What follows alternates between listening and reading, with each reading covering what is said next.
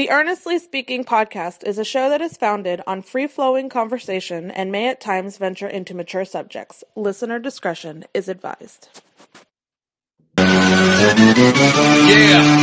Earnestly Speaking podcast.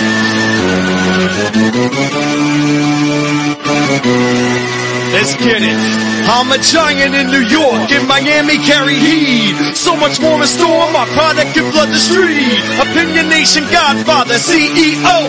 Pop in the late 90s, gon' see me blow. Oh, got my hustle on, no imitation of bad. Army of untouchables, Opinion Nation staff. Never an off season, homie, check the numbers. Heart throbbing my own right, supplying southern comfort. Earnestly speaking, my ego is well fed. Earnestly speaking, you're too feeble and no threat. See, I'm like a hurricane, you're a mild breeze. Earnestly speaking, leaving Eli a dynasty. Shake!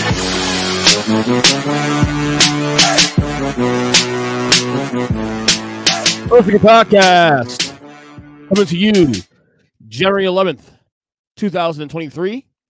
Going solo on this one. Got a lot to get to, a lot to talk about on the show. This is one of two podcasts recording today. This have scheduled today. I'm gonna have another podcast dropping on this feed either later tonight or tomorrow, assuming that goes down, with our good friend Jordan Bruce Guarini. We're gonna talk about all myriad things, of course. But that will be dropping, like I said, tonight or tomorrow on the feed. This one is only me here. A lot to talk about. I initially had this episode earmarked for solely doing my NFL awards, reviewing my preseason picks, or over-unders rather, before the year started.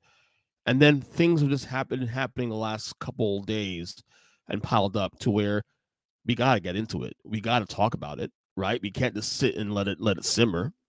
I'm going to address a couple things here in the show. I'm going to address the Jason Whitlock, Stephen A. Smith feud, which is now going over to crescendo. Whitlock poking the bear, Stephen A. Smith finally acknowledging him and going off on his podcast. I'll get to that in a second. Christie officially suspending his campaign for president. What's next for that? Who is he endorsed? We'll see. I'm going to reveal also one thing I forgot to do last year. Like a couple weeks ago, prior to the last show of the year, was I wanted to reveal my favorite album of 2023. And it's not an album you think it's not who you think it is. Actually, my favorite album I listened to in 2023, and then also want to acknowledge the Sopranos. This year's 25th anniversary. I want to explain that and some things on a personal level where a surprise that you're gonna hear. And we'll get to the awards. We'll get to the my review of my over-unders, how I did this year. Other things of that nature. Let's start here first, because we've had a couple of shows this week. We've been busy, but back to normal. We had the student report with Kyle Nash. We reacted to Black Monday, and the coaches get fired. Alder Smith, I believe, also Robert Vera got fired at the time we did that recording. And then when we got off the air, literally an hour or two later, we hear the word about Mike Vrabel in Tennessee getting canned in Tennessee. So I couldn't react to that until last night with our good friend Zach the Degenerate. Of course, we do the Egypt Degenerate every Wednesday night. Do our best bets of the week. And in between all that, we had Mike Vrabel get fired. We had Pete Carroll also canned by the Seahawks. And we had a reaction to Nick Saban retiring from Alabama in college football. And then this morning, we find out Bill Belichick and the Patriots had now parted ways. Mutual parted ways. Bill Belichick, 6 Super Bowl championships. In my opinion, as I said with Nick Saban, would apply to Nick Saban in college football being the GOAT, not top 5 or top 3. He's the GOAT, one of one. I think it applies to Bill Belichick. And I know it's a little complicated with Hoodie because he's not very well liked. Obviously, the way he does things, the way he approaches the game, he's a very polarizing individual. Doesn't seem very friendly. Scandals, Deflategate, Spygate, all this stuff. And then, obviously it's a little conflicting now because all the winning he's done in his career has been with Tom Brady as quarterback of the Patriots. And the minute Brady leaves, this team falls apart. I don't think it's fair to Bill Belichick to judge him solely as he needed Brady more than way out. I think both guys need each other. You got to remember too. Look, this dynasty was a long time. This first of all, this Patriot dynasty is the greatest dynasty in NFL history. Sustained nearly 20 years of excellence. If they weren't winning Super Bowls, if they weren't in the Super Bowls at least, they were at least in the conversation. They were always in the Final Four, AFC title games, deep runs every year with Belichick and Brady.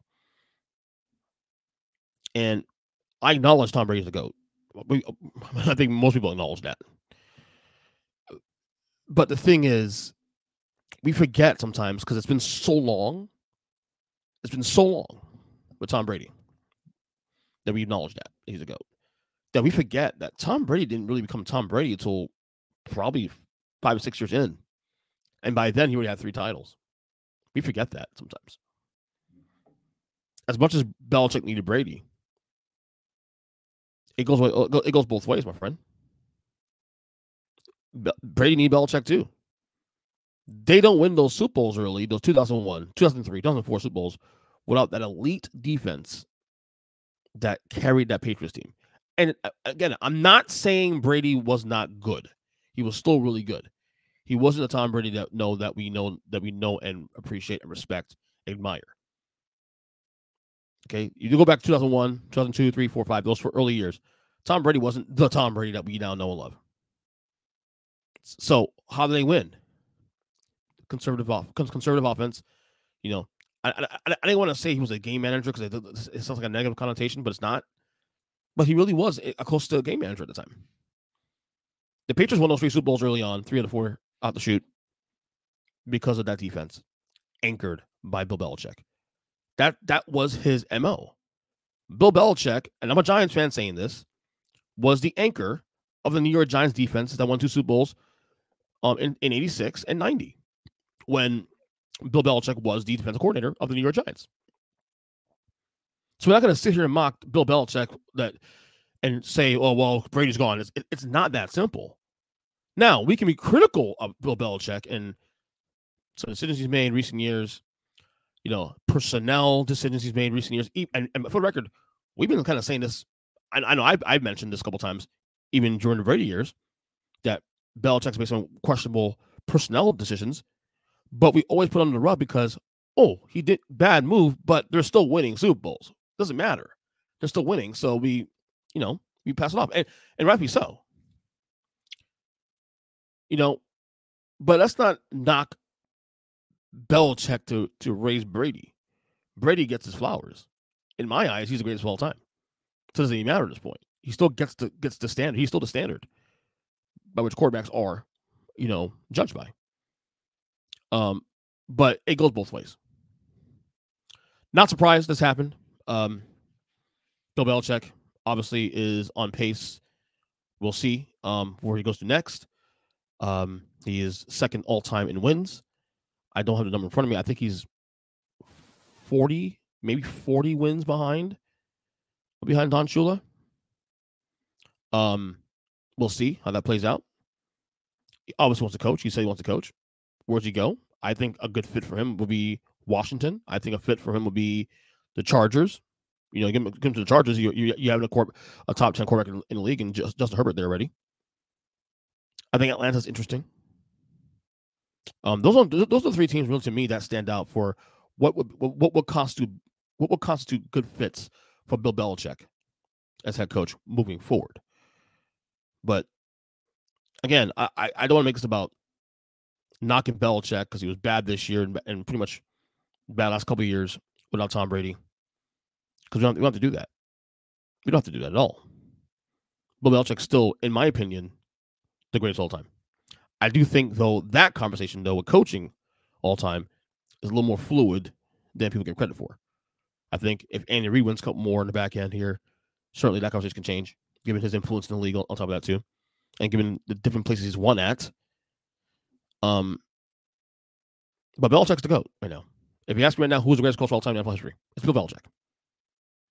Brady, no Brady, doesn't matter. Simple. You know, you 6 Super Bowls, 6 Super Bowls. It's a lot. Sustainability, it's a lot. In a league of free agency and movement, someone still has to anchor that. and that's Bill Belichick. You got to give him credit. So there's that. So again, salute to Bill Belichick. 24 years out in New England. We'll see where to next for him. Should be a very fascinating story to follow going forward. So it's just far from over, at least from what we see here. Okay, now let's review my over/under win totals from the 2023 season. As you know, the playoffs start this week. Regular season's over. You guys know every year on the podcast, myself, Zach Degenerate, our man Chris Manic comes on the podcast every single year. We've been doing this for the last 12, 13 years now. We do over/unders, Vegas numbers. We see the numbers they have in Vegas for predicted wins for the year. We predict whether or not that team will go over that win total or under it. So obviously the guys can't be here to review theirs. So of course I'll do mine. So we're going alphabetical order as always, A through W, Arizona through Washington, and see how I did this year. So first team here, Cardinals. Arizona Cardinals came in the year. Their over number was 5.5 wins. I went under on that. They went 4-13. Although I want to say they were pretty frisky this year. They were 4 wins, yes, but 3 of those 4 wins were against teams that are in the playoffs currently: Eagles, Steelers, Cowboys. Weird team this year. A team that I thought was a candidate for 0-17, but clearly they were much better than we all predicted. Still a bad year by virtue of the record and all that, the top 3 pick in the draft, but they were competitive in spots. So I got to give them that. All right, so I got that one correct. All right, next one. The Atlanta Falcons over number was 7.5 wins. I went under. I also got that right. They went 7-10. They were flirting with that number to get 8 wins. They tailed off late in the year. So they obviously Alvin Smith fired as head coach. So there's that. All right, Baltimore Ravens over number was 8.5 wins when the year started. I went over as well. They crushed the over, went 13-4. Of course, they're going to have the most likely MVP in Lamar Jackson, number 1 seed in the AFC. We'll see how that plays out in the playoffs for them. They're obviously the favorites to win the AFC, possibly by virtue of Vegas, San Fran is still the favorites currently. We listened to the podcast yesterday with Zach. We went over that, the odds. San Fran still, despite losing to Baltimore at home 3 weeks ago, still the favorites to win the Super Bowl. Baltimore are currently the favorites in the AFC. All right, so I got that one correct. All right, here we go. Buffalo Bills, over number was 10.5 wins. I went under. They barely got it, 11-6. Late season surge by Josh Allen Company. They're now the 2 seed in the AFC. Very, very, very volatile team, though. Sometimes one week they're look like the best team in football, and the next week they're like a non-playoff team. It's weird. This is a very hard team to figure out. Even 11 wins this year, hard to figure out. Carolina Panthers number was 7.5 wins. I went under. I didn't think it'd be this bad. 2-15. Got that one correct. The Bears was 7.5 wins. I went over. They went 7-10, so I got that one wrong. Although this is going to be a very interesting offseason again for the Bears. Do they keep Justin Fields? Obviously, they just found out yesterday that Matt Eberflus will be remaining as head coach of the team. Which means, the odds are that because of that, they'll probably keep Justin Fields and probably trade that pick, or maybe draft a receiver, or who knows? They remember that they got Carolina's pick. Carolina may have the worst record, but they don't have the pick. They traded a pick last year to Chicago, and the Bears are the first pick in the draft. So we'll see how that plays out going forward. All right, the Cincinnati Bengals over number was 11.5 wins. I went over on this one. They were my Super Bowl pick before the year started. They went under this year. Granted, they lost Joe Burrow in the middle of the year. Very possible they would have gotten that over, made the playoffs most likely, had Joe Burrow been healthy. Although I'll be honest with you, because they started a year slow, maybe they don't get the over because of that. How sluggish it was even with Joe Burrow. But they got it past too. Also, you don't have Joe Burrow. You missed Jamar Chase a couple of games also this year too. Yeah, but the way the season play out is not surprising given the fact that you lose a quarterback. All right, the Cleveland Browns. The over number was 8.5 wins. I went under. I thought it'd be 8-9 actually. They were much better than we thought. 11-6 this year. This is in my opinion, the most dangerous team in the AFC. The one team I believe can actually beat the Ravens, which, you think about it, they're the last team that beat the Ravens actually this year. They're the only team also could claim actually that they beat both the Niners and the Ravens this year. Just saying. All right, the Dallas Cowboys number was 9.5 wins. I went over. This was easy, 12-5. They went 12-5. Again, a lot of pressure on the Cowboys. Get the job done. They haven't been to an NFC title game in 28 years. It is time. This is probably the clearest path they've had to at least get 10 points since probably 2014, maybe 2007. Got to get the job done, guys. It's that simple. Denver Broncos. The number was 8.5 wins. I went over. They went 8-9. I thought they'd get the number. The schedule played out. It started the year slow, 1-5. Got surged in the middle of the year. Got into the playoff hunt, and then they melted away late in the year. I hated the way they handled the Russell Wilson situation. He's not going to be there next year as quarterback of the Broncos. Sean Payton, the way he's handling of that is in my opinion, been atrocious. But that's just my opinion. But they went under that one. All right, Detroit Lions last year. That's not last year. Detroit Lions number was 9.5 wins. I went over. They got the number 12-5, 3 in the NFC. Great job by that team as always. Dan Campbell, or we call him Man Campbell, but a phenomenal job. Although I'm not, as I said in the podcast yesterday, I am still very, very worried about this team this week against the Rams. Bad matchup. All right. The Packers, Green Bay Packers was 7.5 wins. I went under. Got it wrong. This is one of the few teams that I feel like I had no feel on all year long, even coming to the year, because how good is Orlov going to be? Is Matt LaFleur surviving without Aaron Rodgers? What's left of this team? And the spots where he thought this is such a team that they started slow, surged a little bit, then slumped again for a little bit on the third quarter of the year, and then surged late. This team was hard to figure out most of the year, but they got the over. And they're in the playoffs to boot. All right, next one here. This one I got completely wrong. Houston Texans, 5.5 number. 5.5 was the overall number. I went under. My God, 10-7. AFC South champions. Home game. Against the Browns this weekend. Playoff game. Phenomenal job by D'Amico Ryans.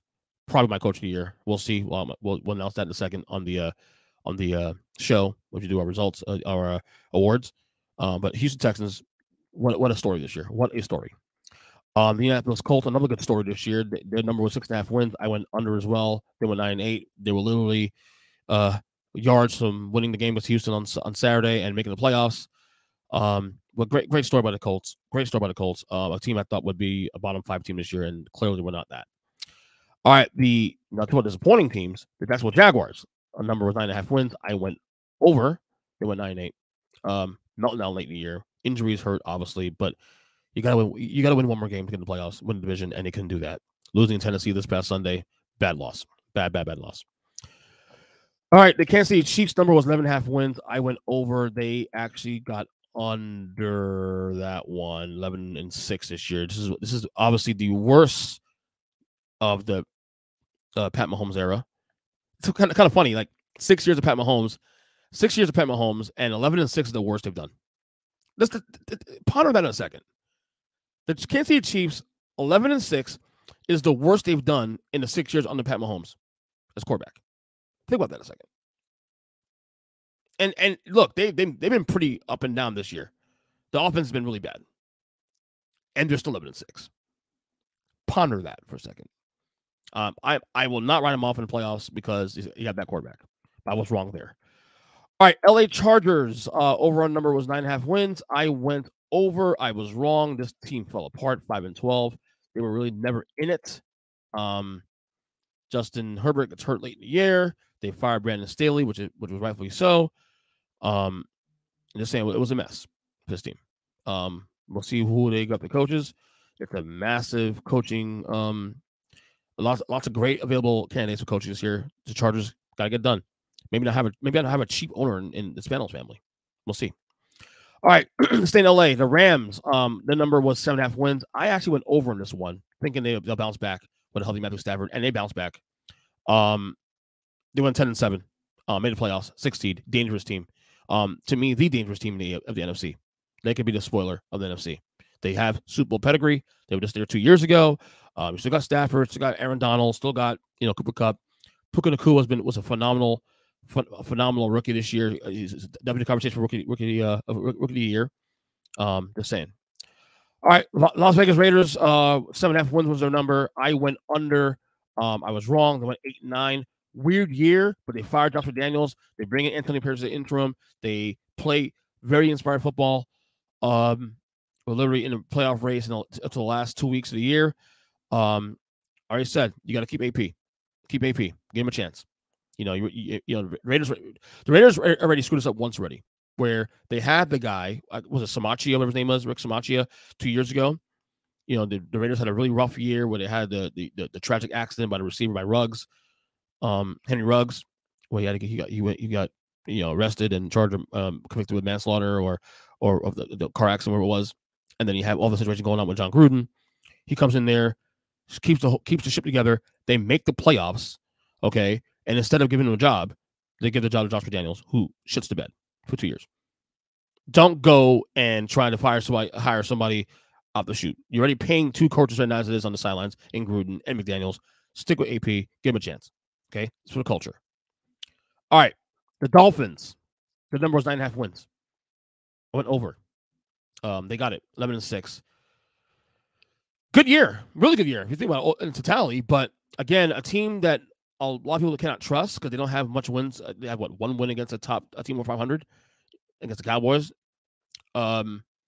The team, they had to control the AFC East the entire year until last week, losing to Buffalo. Tough game coming against Kansas City on the road, not because of who they're playing, which obviously that's going to be tough because it's still the champs, but the conditions are going to be bad. The conditions are going to be really, really, really cold. They're saying it's going to be 8 degrees with a wind chill and -10. The same. Dolphins historically don't play well in the cold weather. Maybe it changes here. We'll see. Minnesota Vikings number was 8.5 wins. I went over. And I was wrong. They went 7-10. Started slow. Caught fire in the middle of the year. You know, Kirk Cousins gets hurt. They bring in Josh Dobbs. He has a couple good games. The Josh Dobbs mania. Oh, is he the future of the Vikings? Then he gets benched. Didn't have like a quarterback carousel of, was it Jared, whatever his name is? The rookie quarterback doesn't matter. He's not important. Him, Dobbs, Nick Mullins, didn't matter. All stuck to bed. Missed the playoffs. So, all right, the Patriots. 7.5 wins is the over number. I went under. I was right. Of course, obviously, as you know, they Bill Belichick and is parted ways with the team as of today. We'll see the direction this team goes in. I mean, seeing the pass this bad. I mean, look, the last time the pass were this bad as a team, I was 10, 11 years old. I just got into football. Take that for, I'm 43. So take that for what you will. Okay, we talk about pre-Drew Bledsoe, pre-Bill Parcells. This is who's the quarterback back then for that team? I can't remember the guy's name. Hugh Humphreys? No, not whatever his name is. Doesn't matter. Anyway, next one. Bit McPherson years actually. New Orleans Saints. Over number was 9.5 wins. I went over. They got 9 wins. This was a team I thought that if they played a card right with the schedule, too, especially they could have been a sneaky top 1-2 seed in the NFC. No, this team's bad. Derek Carr didn't have a really good year either. He can play ball late in the year. Maybe next year he can pull it all together. But this is a disappointing year for the Saints. Even though they have a winning record, this is a disappointing year for the Saints. I thought they could have gotten at least 10, 11 wins this year. They got a really good defense. You got Derek Carr's quarterback, still pretty good, you think. You still got Kamara, still got Michael Thomas, and that other kid, Olave, really good stuff. But couldn't put together. So this should be a disappointing year, especially in a division where, come on, you have the Bucks, Panthers, and Falcons. Come on. But whatever. All right. New York Giants. My Giants. 8.5 wins was the over-under. I went over in this one. Just being Homer. 6-11. Disappointing year. Played better late in the year. You know, at one point, this team was the worst team in football, I would say. Them in Carolina. They play a little better late in the year. Obviously, Daniel Jones gets hurt middle of the year. They have the little Tommy DeVito, little 4-week thing, 3-week thing, and he went by the wayside pretty quickly. Tyrod Taylor came in there, of course, did his thing. Lots of turmoil though going to New York. You know, obviously Rick Martindale parting ways with the Giants reportedly yesterday. Lots of stuff going on there. I expect Brian Daboll to be on the hot seat next year, honestly, and not so much because of the performance on the field, but also the optics in house as well too is going to cause that to be a year where they better make the playoffs, or he might be out of a job after next year. All right. The New York Jets, last over number was 9.5 wins. I went over 7-10. It went 7-10. Obviously under. Look, Aaron Rodgers. I thought Aaron Rodgers would have been there. Obviously, he gets hurt out for the season. 4 plays in of week 1. No one could have saw that coming. Obviously, look, I think this team with a quarterback and a average line might have won the division this year, or at least in the conversation with the division. They were competitive most of the year. So yeah, just want to say about that. We'll see how everything goes. Aaron Rodgers back next year. We'll see how that goes. Okay, the Philadelphia Eagles. The number was 10.5 wins. I went over. They got there. They got there weeks ago, but they lost five last 6 games. Not playing well. Defense is atrocious right now. They went from the team that clinched the 1 seed, week 12, week 13? Well, clinched the playoff berth that early, to now being a team that's, could be out of the first round against Tampa, full teams. And you keep hearing about Nick Sirianni. Is it possible that he could be out of a job? They lose this week, or at the very least be on the hot seat next year. I mean, Philadelphia, look, we've seen that is a rough sports town. That is a tough sports town. It would not shock me. There's been precedent where Chip Kelly, last 3 years there. But I feel like the Chip Kelly thing was also internal stuff, also not just with the product, but also internal as well. I haven't heard any word about internal issues with the Sirianni and with the front office or coaching staff at this point. We'll see how it goes. But definitely something to watch on this week with their game against the Buccaneers. All right, the Pittsburgh Steelers, 8.5 wins was the over number. I went over. They got there at 10-7. Weird year, though, to get there. 3 different quarterbacks. Again, I'll say it again. I don't care. Y'all look. I can understand being tired of mediocrity. I can understand, a team that's won 6 Super Bowls in its history, not winning one since 2009, not being to one since 2011 or 2010 rather.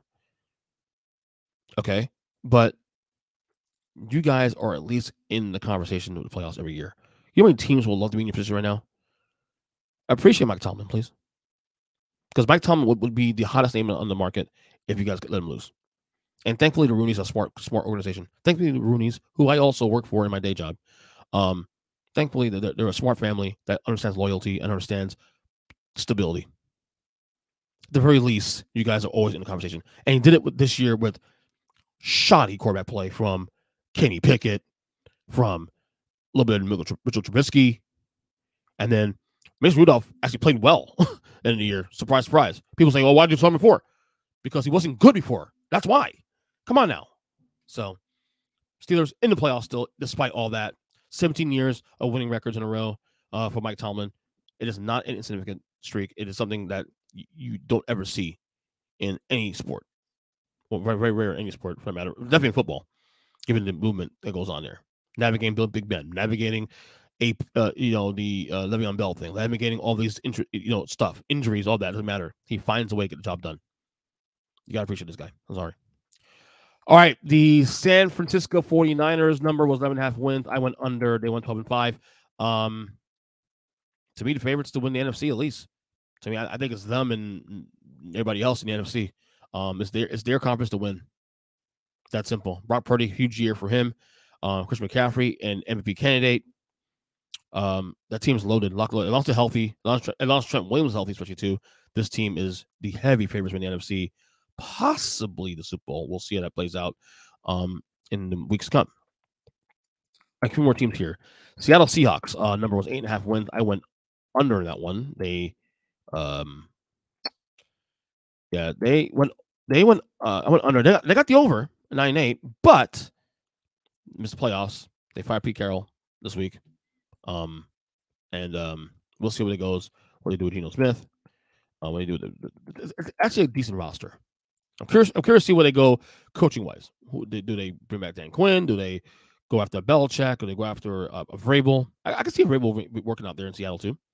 Honestly, we'll see. All right, 3 more teams here. The Tampa Bay Buccaneers number was 6.5 wins. I went over. They got there at 9-8. Baker Mayfield, I would argue, comeback player of the year. We'll see how I picked them in my picks in a second. Look, you gotta give them credit. They did the thing. They bad division, yes, but still got to play the games, and they won the NFC South. They have a chance of winning that game against the Eagles on Monday night. And look, if they win that game with the Eagles on Monday Night Football, even with how bad the Eagles are playing, you gotta give Todd Bowles credit. You gotta give Todd Bowles credit in that team. for a job well done. All right, 2 more teams here. The Tennessee Titans last year. No, that's not last year. You see last year. I don't know what I'm doing that for. The number was 7.5 wins. I went under. I was correct. I went 6-11. Of course, like I said, they fired Mike Vrabel. We'll see. Obviously, Ryan Tannehill. He's the probably number there now.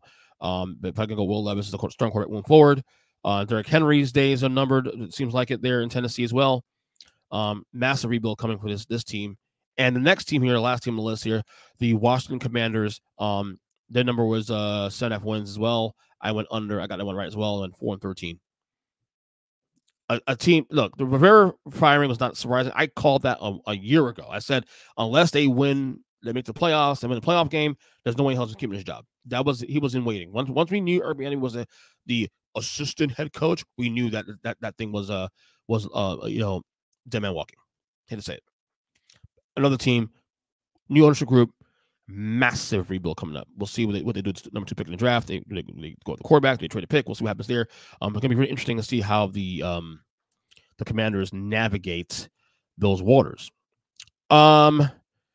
As for individual awards, so we have 7 categories here. And if I'm missing any, guys, tap into the YouTube page at youtube.com/@Earnest Christian. If I'm missing any of that, but I did manage to segue or take out 7 categories I feel are necessary to recognize here in the NFL.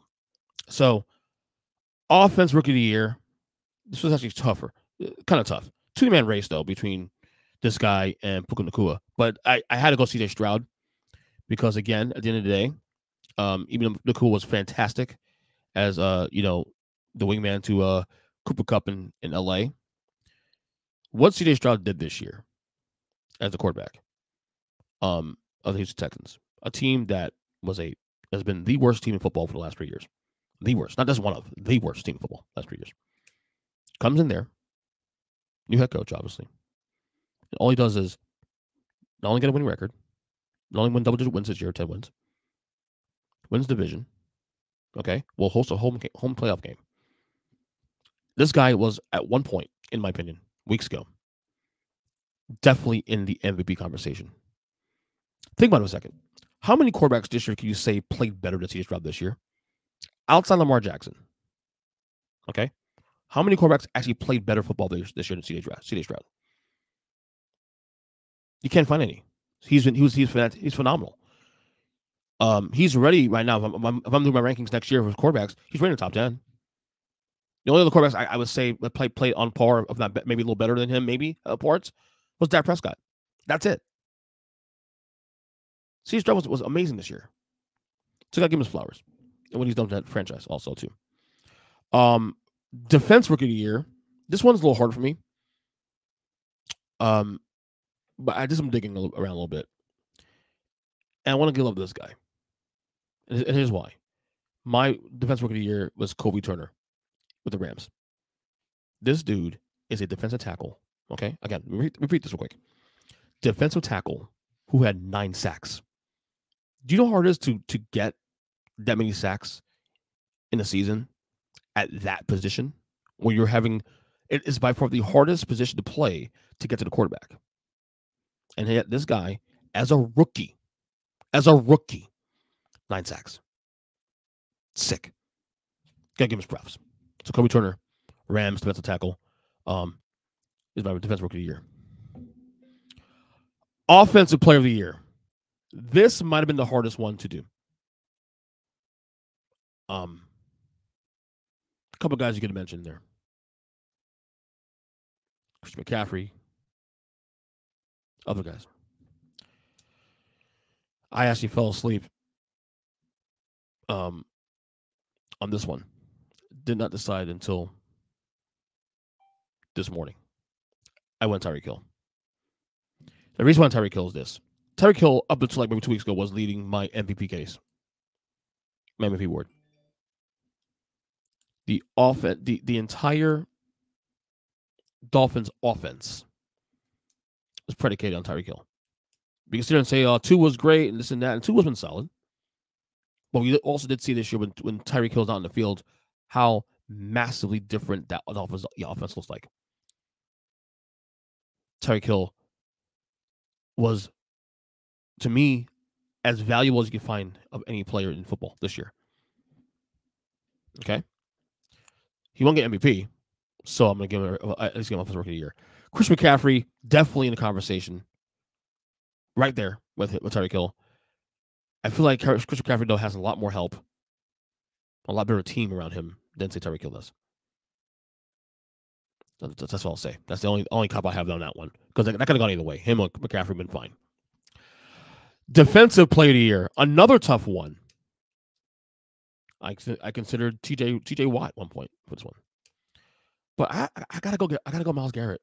Because for all the talk about Joe Flacco, what he's doing with the Browns and the defense, Myles Garrett has kept that team afloat on some things you're not going to see in the stats. Keeping that team afloat, this year with the mixture of quarterback around, mixture of different quarterbacks. Deshaun Watson's in and out of the lineup. He gets hurt fine for the rest of the year. You got PJ, not PJ Tucker. Is it PJ Tucker? Whatever. PJ Walker. Yeah, the Dorian House, whatever his name is, the three, whatever his name is, Down House Robinson, whatever his name is, and now Joe Flacco. And they won 11 games still. And it can't be just a quarterback play. The defense had to hold that down. Myles Garrett was their best player on defense. Can't give him his flowers. TJ Watt definitely close second, though. I'll tell you that. All right. Executive of the Year. Had to go Sashi Brown of the Ravens. Gave the help that Lamar Jackson needed. Finally got the help he needed. Drafting Zay Flowers. Picking up OBJ, Odell Beckham Jr., who was in spots pretty good. The tight end likely, obviously, when Mark Andrews went down. Having guys ready to go. This team never missed the beat. Lost Mark Andrews. This team never missed the beat. Got to give him his flowers. Sashi Brown, Executive of the Year. This one was tough. Coach of the Year. Because this could have gone either way. This is really a two-man race. It's between DeMeco Ryans and Kevin Stefanski in Cleveland. Again, I mentioned Myles Garrett and what they had to deal with the different quarterbacks and all that, and still managed to get the wild card, 11 wins, the whole nine. Also, the only team that could claim they beat San Francisco and Baltimore this year. But what DeMeco Ryans did in Houston this year, I mean, again, this was the worst team in football for the last 2 or 3 years. Okay? And all they've done in a 1 year was turn things around and go to playoffs. 10 wins. I have to get DeMeco Ryans. It's hard because with context, Stefanski probably deserves it, dealing what he dealt with.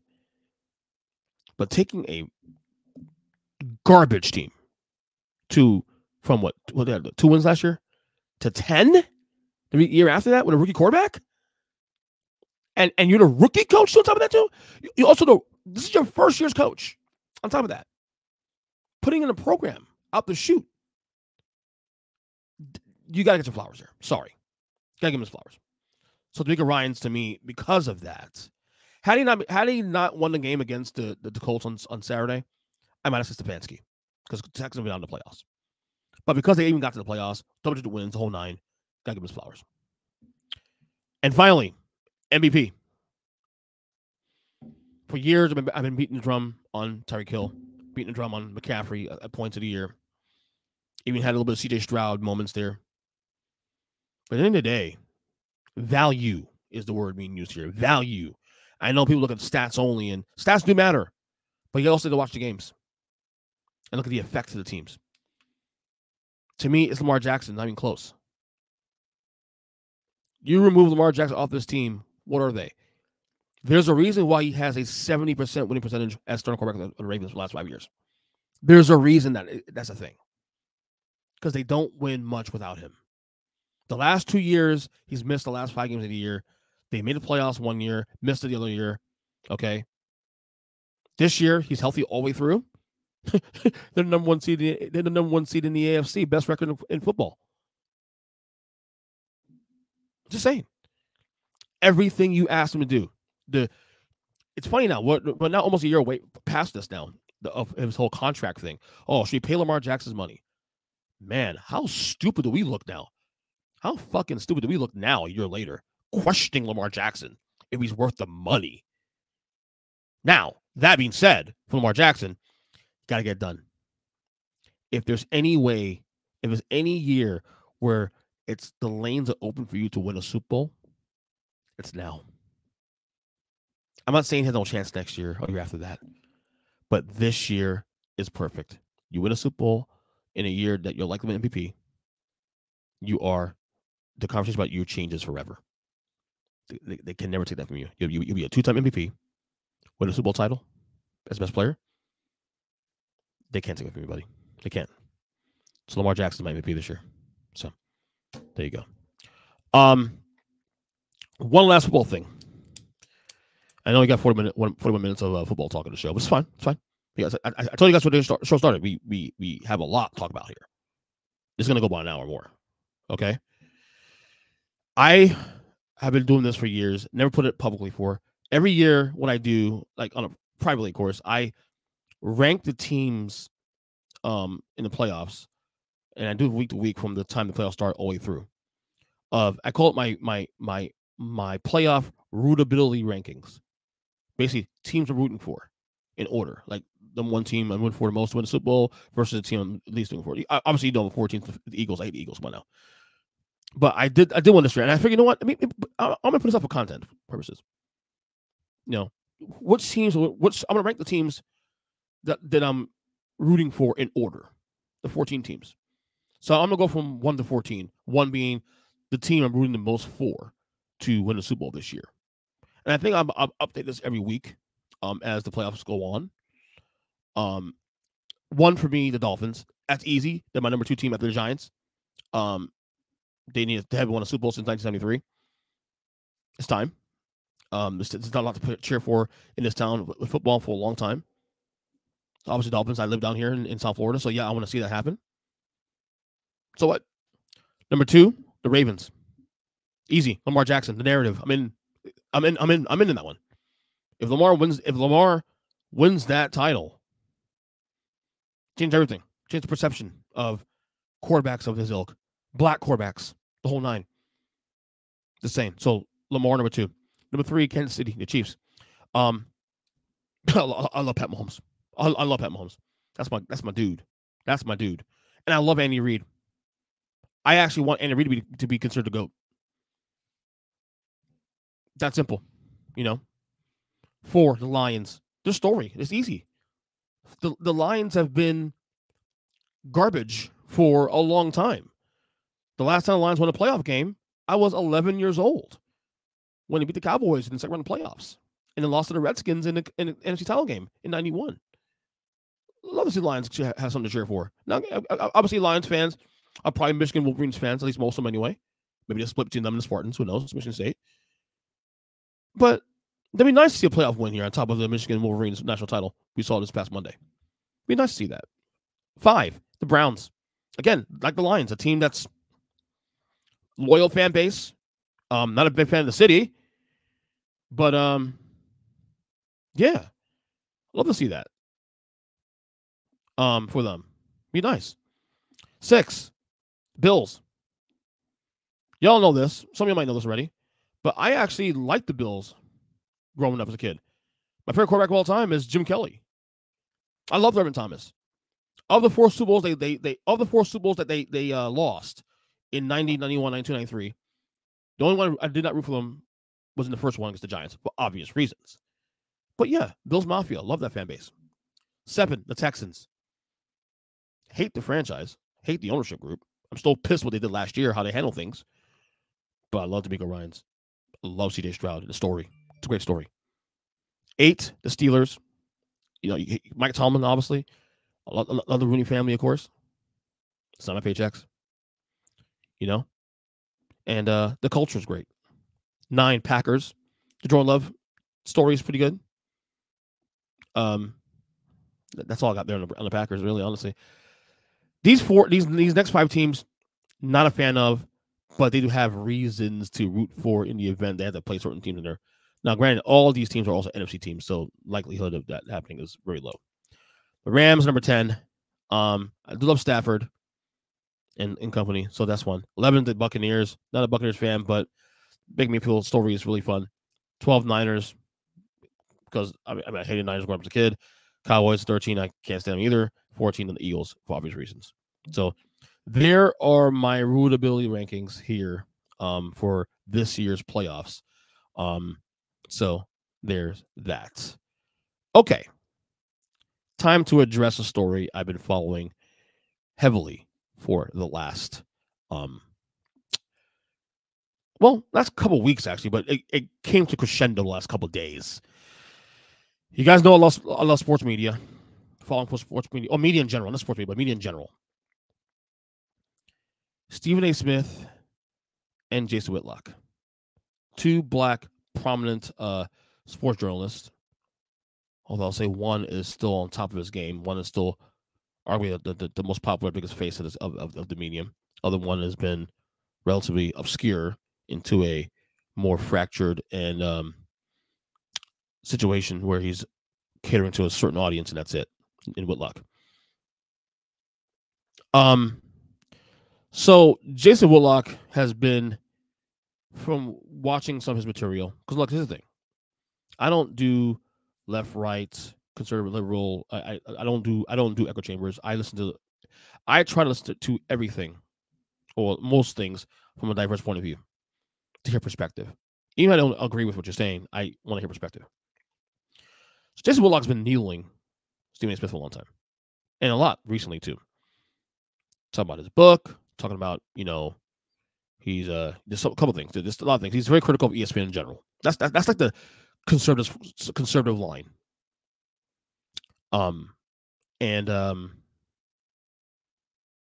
He went on a rant, I think Monday, where it was, and he said he got Stephen A's new book, Straight Shooter and First Takes. Which, by the way, I love that book. I actually got the early book last year. I enjoyed it. I actually reviewed it on this show last year, so check it out on an old episode from last year. And Whitlock was critical of the book, and basically saying in many words that Stephen A. was lying in his book, fabricating what he was saying in this book, mainly about his career playing college basketball. And I many things that can piss off Stephen A. Smith. Apparently, this situation, though, is what got him over the top. I'm going to play for you guys. This is going to be a little bit long here, so bear with me here. But this is going to be a 3.5-minute clip of Stephen A. on his podcast yesterday, who he said got permission, not even permission, told ESPN out of respect, told his pastor out of respect, that he was going to go off on Jason Whitlock on his podcast. And, he went off yesterday on Mr. Whitlock. Here is his 3.5-minute rant yesterday on his podcast, as I get it up right here. And please do not allow this to be a reflection on my character, because this is not how I act every day. But I mean it from my soul when I say this is the worst human being I've ever known. I don't know of another human being worse than Jason Whitlock. He is a piece of shit. He's the dude that's going to have a funeral and ain't going to be no pallbearers. Might be 2 people to show up. He's that dude. He is the absolute worst. And he lies. And he incriminates. And he tries to set people up to fail, to big up himself, because he can't do it on his own. He had a television show. He failed. He's had opportunities one time after another. He doesn't measure up. And now he's coming at the big dog. And let me tell you something right now. I am the big dog. I ain't the only one. There's plenty. Skip Bayless, apologies to him too for bringing up Jason Whitlock's name in the same sentence as him. But we all know what time it is. Everyone knows. All the executives at all the networks, they know what a piece of shit he is. And they begged me not to do this. But even my pastor, A.R. Bernard, said, I'm not happy about it. But every now and then we got to do what we got to do. I promise you, and last to my sister Carmen, I won't do this again. I promise you. I know you cringing. You didn't want me to do this. I'm sorry, sis. It was necessary. He's a sorry, fat piece of shit. A no of the worst order. That's who he is. And I want to make sure everybody knows that. And I said to Isaiah Thomas, and I said to Dan Levitard, if you care anything about our friendship, don't ever call me about him again. I'm a very forgiving person. Not with him. I don't care what beef I had. I don't care how many of you out there that hate me, whatever former athletes, all this stuff. Man, please, I'm sorry. Because I certainly don't hate y'all. We might have our differences from time to time, but ain't never that. This is the exception. I hate this bastard. Not even, far more than a little bit. He is the worst human being any of you will ever meet. You get within a mile of his presence. Wrap your arms around yourself to protect your soul. He is Cain.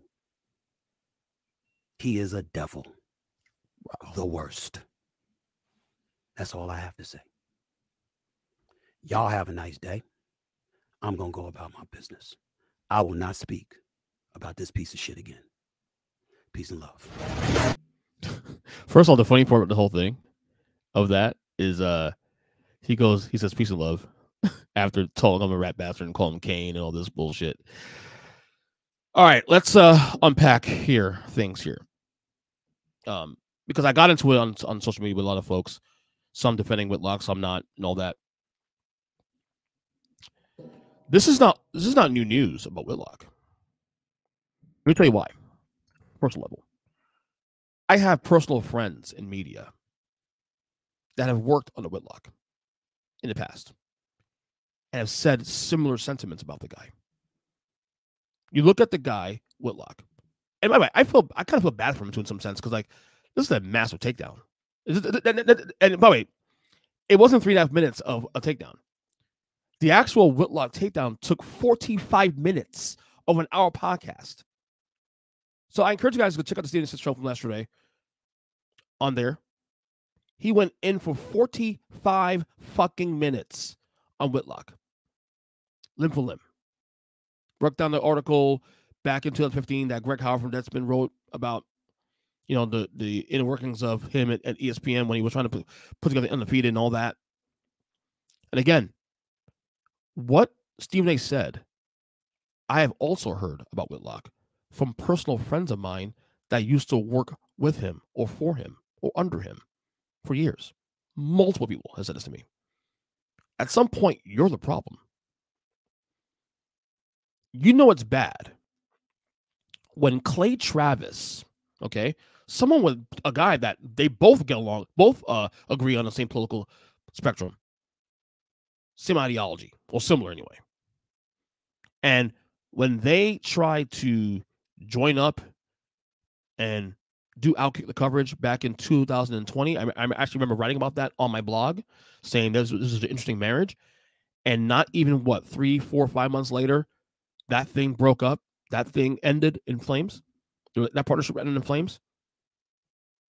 When you can't even get along with Clay Travis and make things work, on top of the history you have with ESPN, with Fox Sports, the Kansas City Journal, countless other places you've written for and worked for, and put a record. He watched the podcast that Stephen A. did.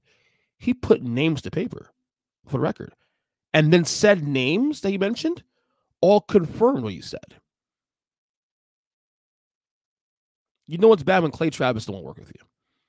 You know what's bad when Chris Broussard, who's probably the most religious person in sports media, that did appearances with him on other on Speak for Yourself and Fox Sports back in the day, don't want to work with you anymore. It's funny because these things I've been hearing for years. We're talking decades now. So when people get at me like, "Well, what are you talking about? You know, James Whitlock just told the truth. Conservatives telling the truth." No. You're mad because you agree with his ideology. Therefore, Whitlock can't be wrong because he agrees with everything you say. Well, you don't even understand the history of Jason Whitlock. This has nothing to do with anything that happened in the last 2 or 3 years. We're talking 20, 25 years here of history. So stay in your lane. Stay in your lane. Jason Whitlock, for a long time, was a contrarian. Still is today, but worse. You know, if you talk Jason Whitlock, the sky is blue, he's going to tell you something different just because. It's what he does. His writing, and look, he's actually a really good writer, but the context is writing, the content is writing is questionable because he almost criticizes for the sake of criticizing. And he still does it today. This dude has burned every single fucking bridge known to man. I have personal friends who worked under him. I'm not putting names on that because that's their business. I ain't going to do that. Personal friends that appear on this very podcast have told me this. This is not surprising. None of this is surprising. And the people who are defending him have no clue because they like him because he's the black guy that's on the conservative side. This is not about conservatism and liberalism. This is not about left and right politics. This situation with Stephen A. and Jason Whitlock and Whitlock's behavior for years goes beyond politics. It's right and wrong. You hear Dan Le Batard on his radio show today, on his podcast today, talk about how like they were good friends and now they're not. And Whitlock burned that bridge. Again, I've been following this stuff for decades. It's not something where it's all of a sudden because now it's so cool to be in the politics and the media, all that now all of a sudden, yeah. No, I've been following Whitlock for years. He's always been polarizing, but it was never like this. And now you hear all the internal things. Jamel Hill confirming things that Stephen A. Smith said, you know, massive people. Mike Hill, formerly ESPN, I think still Fox Sports, confirming same things also too. These are really good people too also. I mean, look, you may agree to some of the politics there, but these are people who have always been authentic and to the point. At some point, you're the problem. The Blaze is look, again, you went ESPN twice. You went to Fox Sports twice. You went to different places you've written for. All burned bridges. You even try to go out get the coverage with Clay Travis on a platform that you actually share ideology with, and that couldn't work. This now, granted, my one gripe with Stephen Smith here I had was this, because for weeks leading up to this, he kept saying that fat bastard.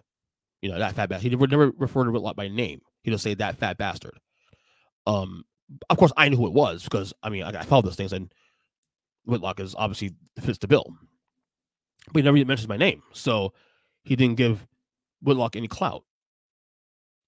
The only thing I will say that Stephen A. Smith probably shouldn't have did wrong here. I think he did wrong because he wanted to address it, but this feud, which has now gone viral on massive other media platforms and all that, you know, is giving Jason Whitlock relevance again.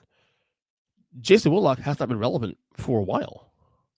I mean, he was on TV probably at Fox Sports last night, 2018, 2019. But even then, he was on a show that was not doing well ratings-wise. He hasn't been on ESPN in almost 10 years. Okay? And even then, he was barely relevant on ESPN. He hasn't been relevant in a big way in a long time. Stephen A. Smith, being the biggest name in the business right now, just gave him free clout by mentioning his name. You know, he says he won't address it again. Okay, cool. But, you know, he gave him free clout. He gave him free publicity in a sense. That's the only bad thing that came out of this, honestly, for Stephen A. Smith. You know, and you know, in some ways, I do feel bad for Whitlock. I do listen to this content mainly to hear what he has to say. So I want, because again, I'm working in a space where I'm doing media myself. So I'm going to speak on things that he's speaking on, depending on what he's saying. You got to keep your air out. because with Whitlock, I don't agree with pretty much everything he says, but you have to know what's going on. You know, this is a guy with no family, no kids, no wife, this whole nine. And I'm not here trying to take him down for the record because I don't care. I'm not friends with the guy and all that. I don't care. But what we saw Stephen A. do last night on this podcast is just confirmation of things I have heard for years. For years. That dude has burned every fucking bridge imaginable. And the Blaze, which happens to be a conservative outlet, okay, gave him a platform. He's doing okay with it. But it's segued toward a certain audience. It's his choice. Just saying. But very fascinating feud. I find it more interesting than the Jimmy Kimmel Pat McAfee feud, honestly, or the Aaron Rodgers Jimmy Kimmel feud, honestly. This one's more interesting. Two black guys. Look, Whitlock, for all the stuff we can't stand about the guy, he's still a prominent sports writer of our time. He's one of the biggest names we've had in the last decade, 2 decades, 3 decades, what to call it. He's made an impact, which makes this sadder for him. And again, all people defending Whitlock have no clue. Because when I talked to them about the history of the stuff, they have no clue. It has nothing to do with politics and wokeness and stuff. It has nothing to do with that at all. This is about someone's behavior upon years, upon years, upon years, upon years, and every single person around is confirming that. Every single one. Even people you agree with on the political side of the aisle. Just saying. Think about that. Think about that. All right. 3 more things we got here. 3 more things I got here. Christie announced yesterday he is leaving the presidential race. Of course, the Iowa caucus is days away? I think next week is the first set of voting, whatever. Iowa caucus, which means now the race is down to technically 4 people now. It's down to Donald Trump, obviously, on the GOP side. Donald Trump, Nikki Haley, Ron DeSantis, and Vivek Ramaswamy. The only thing now is this. I want to find out is this. For Christie. Because he was the only anti-Trump, or at least bold anti-Trump candidate on that field. He wanted a View a couple days ago, talk about he would not pardon Trump if he was president, all this kind of stuff. My only question going forward for Chris Christie is this: Who is he going to support in the race for the GOP? My money's on Nikki Haley. He's been critical of Ron DeSantis. He's been critical of everybody on there for the most part. But I feel like he's been less critical of Nikki Haley. Chris Christie seems like a more normal Republican. I don't agree with everything he says, obviously. But he's definitely the most normal of the bunch. I know a lot of people in the MAGA world can't stand when I say that, but that is what it is. I think he'll endorse Nikki Haley most likely, if anything. But yeah, that's interesting. I thought he would have made it to Iowa, being the anti-Trump voice. But I feel like, he really lost steam after the first GOP debate after August. He lost steam. He had the first debate. He did okay there. He stomped on Trump one time. Trump wasn't there, obviously, but calling out people who are blindly supportive of Trump or not being hard enough on Trump. And after that, he didn't gain any more ground. I think Ramaswamy, to be honest, you actually took a lot of his heat. So just saying. Definitely he's not supporting Trump. He's definitely not supporting Ramaswamy. Him and Vivek got into it a couple times. DeSantis could be a wild card, but my money's on Nikki Haley for him to support him. All right. 2 other things. On the episode I did last year, what to call it, last episode 2023. I forgot this one topic. I wanted to tell you the best album I listened to in 2023, music albums 2023. And you're gonna say, "Oh, well, great. That's easy. It's Metallica's new album that came out." And technically, you're right about that because I'm a diehard. I love the last album they did, 72 Seasons, of course. But that is not the best album I heard in 2023. The best album, the album I most enjoyed in 2023, the year of our Lord 2023, of course. It's from a band called Avenged Sevenfold. Their album Life Is But a Dream, which came out early last year. Creative as hell. And when I saw them live in concert for the third time ever, in September, the albums, I appreciate the album even more because I did those songs live. That was my favorite album of 2023. You know, like I could say Metallica 72 Seasons because it's my favorite band, but that's not interesting. Because you guys are assume that as such. The Avenged Sevenfold album, That's What Dreams, was my favorite album of 2023. I truly enjoyed that record. Truly enjoyed it. So that's the one thing I wanted to add to the list of things to talk about. One last thing to get out of here. One last thing. This is actually the longest solo probably done in a long time, and I'm happy to do it. And feel a little tired, but I'm okay. I still got to record another podcast in an hour to publish later tonight. This year, and I think this month actually too of this year, is actually the 25th anniversary of The Sopranos debuting on HBO. It's a great show. It is. Except for one thing on my end. I never finished it. I never finished the show. We said, well, EJ, how far did you get into the show? I got a season and a half into the show. About 3 or 4 times. How's that possible? You're a TV watcher. You love HBO shows. But you never finished Sopranos? No. I'll tell you a story real quick. My wife and I, before I had kids, we had tried to binge the show twice. A few times, actually. And we loved the show. For the record, we loved the show. But every time we started the show, we always ended up stopping around the middle of season 2. Both times, for the record, too. And we'll stop, and then for some reason we stopped watching it for a little while. Not because we didn't want to watch it, it's because our work schedules got in the way or things got in the way. And then we had kids. And to me, the lock-in to watch TV shows in the last 10 years is like, and you guys know I have ADHD too, especially. So for me to lock in to do that, it's tough at this point. And then now I'm adding more things on my plate, podcasting and other things of that nature. So every time we try to watch a show,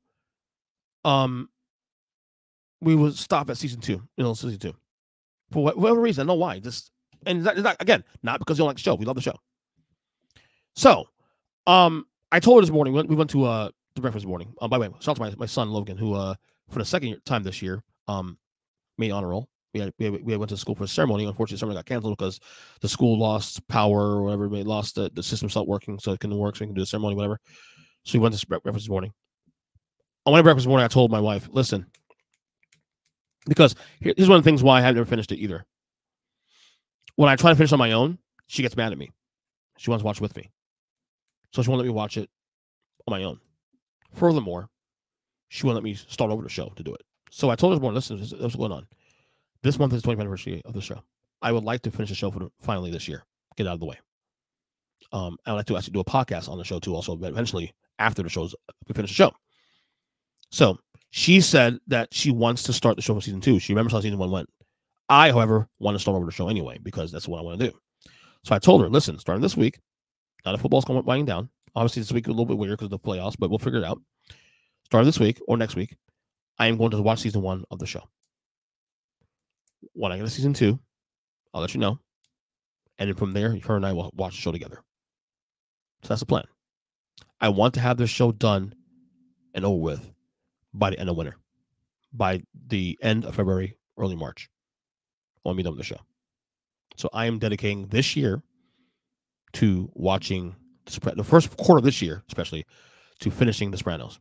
Finally, after all these fucking years. It's bad because it's a great show. That show and The Wire, I have not finished yet. And I got a lot of friends on the podcast, regular podcast, that are still on my ass, asking me, "Oh, you finished The Wire yet?" Nope. Got to season 3 and I stopped. Sorry. So that's my goal this year, is to finish shows I started for good. That's a couple of shows actually. I just next episode I'll probably do that. List of shows that I had started through the years that I have not finished yet. And not finished because I don't want to finish them, finish them because I haven't had the time to. So that's my goal for the first quarter of 2024. And that will do it for today's show. Again, long one today, but hey, it's worth it. I am on X/Twitter at EJ Christian 7. Guys, of course, continue to subscribe on my YouTube page at youtube.com/Earnest Christian. If you love wrestling, if you love retro wrestling, especially old school wrestling, check out my podcast, The Wrestling Retrospective, which is doing very well. We just recorded an episode last night, actually, doing a watch along with the Minus Wrestling guys, Rob, DJ, and Jason. We did the 2020 Women's Royal Rumble. We're doing Royal Rumbles all the rest of the month since it is Royal Rumble season here in WWE. So we have that. I'm also bringing back my basketball retrospective podcast. I say bring it back as though technically I started only one episode last week. We're gonna start that up though in the later in the fall, later in the winter into spring, February, March area. Once football's over, I'll be back soon. But we'll announce when that comes out. The feed is up now. Check it out, basketballretrospective.com. Feed, what we call it. It's on YouTube page as well too. Other than that, of course, my every Tuesday as well too. I'm on Huddle Podcast with my guys Jim, Matt, Kyle, and sometimes Mike. Like last week, Mike came on last Tuesday, so that's winding down too also, especially. Other than that, that is it. We will talk to you guys soon until the next episode. Enjoy the playoffs. Maybe I'll do reaction podcasts to the playoffs on this feed. We'll see. But other than that, talk to you guys soon and later. Thank